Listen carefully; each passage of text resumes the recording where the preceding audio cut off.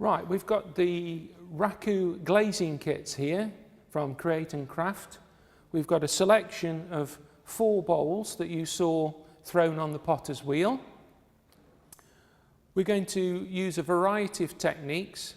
The first one, we're going to be using underglaze colour and a clear, transparent glaze to go over the top. Then on the other 3 bowls, we're going to use a combination of 2 glazes, one inside, one outside, and combinations thereof, hopefully getting a little bit of interaction between the 2 glaze surfaces. So first of all, we've got the biscuit fired bowl. These have been fired at 1000 degrees centigrade or cone 08. So we can see that there are no cracks or splits. This is very important, particularly for Raku firing, because if there are any imperfections or cracks in the surface, that will be exaggerated in the actual firing, and the pot could actually split or crack. So make sure your pot's intact. You can tell, give it a tap, good clean ring, you know the pot's okay. What I'm going to do with this one, I'm going to use the underglaze colour and decorate onto the outside and then lay the transparent glaze over the top. The kit contains 3 colours: jet black, red and white. So I'm going to apply white on the inside and then red with a black overlay on the outside. I will then put this to one side to allow it to dry. Once I'm completely satisfied that the colour is dry, then I can lay 3 layers of the transparent glaze over the top, clean the foot, and then we're ready for firing. It's most important that you don't lay the transparent glaze down until the colour is completely dry, otherwise the glaze will drag the colour and smudge it. So we've got the white, got the jar, remove the lid, take the mop brush inside, get a good dollop, and then we can paint the inside of the pot.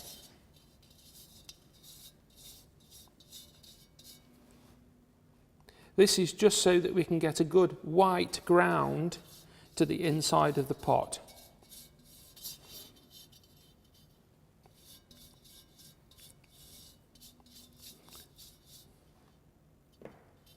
Again, this will dry fairly quickly because of the porosity of the pot.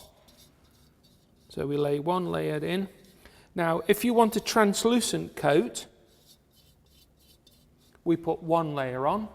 If you want semi-translucent, 2 layers. If you want completely solid opaque colour, then you need to lay down 3 layers. So that's the first layer on.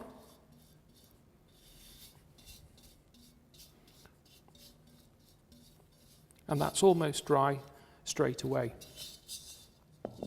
Put the brush to one side. There's a whole range of brushes available. You can use any brushes that you already have, or you can buy brushes through other parts of Create and Craft and use them in your ceramic work. I'm going to be using 2 brushes, a sort of largest mop and a smaller detail brush. So I'm going to lay down the red first. Again, the colours are all pre-mixed. Remove the plastic top. The inside is now dry, so I can pick the pot up without smudging. I'm going to load the brush.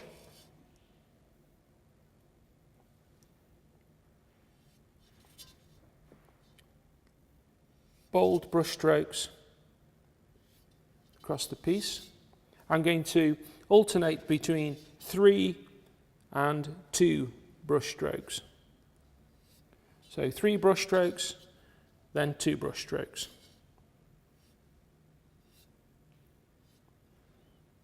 If I feel that there's not enough colour laid down, I can then go over the top.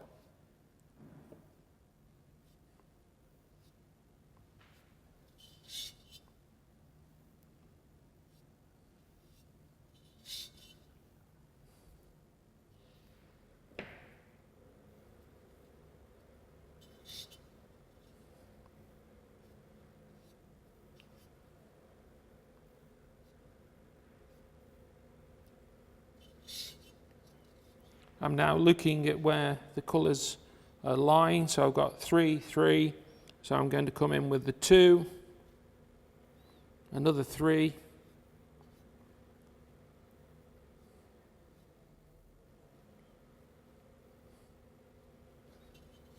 and then to finish off in the gap, the 2.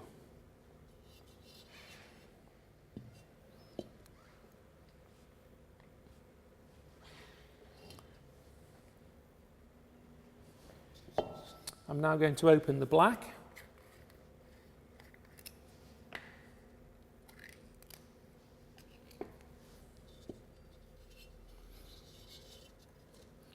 And then I'm going to come in between with the black,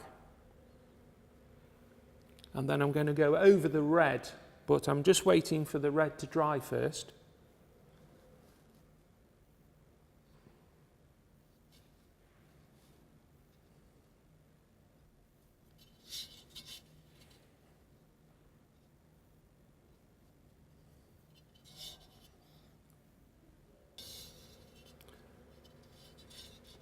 I'm now looking to see where the red is dry.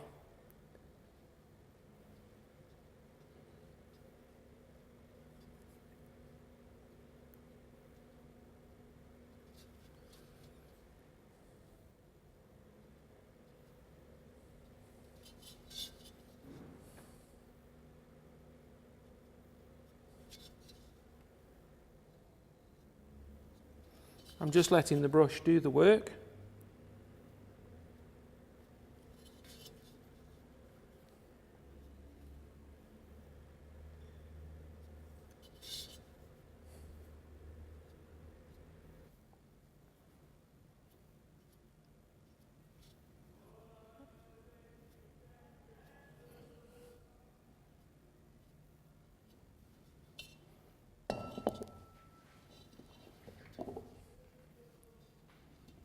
And then just to finish off, I'm just going to make sure that the bowl is in the centre, and I'm going to use the brush to run a black line around the top edge.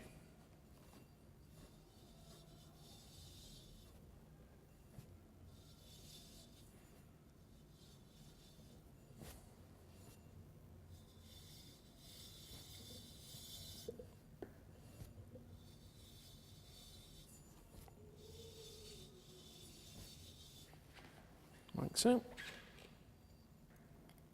As I say, before we can lay the glaze down, we have to be completely sure that the colour is dry. Otherwise, the laying down of the glaze over the surface will actually drag the colour underneath. So I'm going to set this one aside now to actually dry off, and we're going to start work on the second bowl with a Raku glaze inside and outside. So I'll pop that to one side for a second.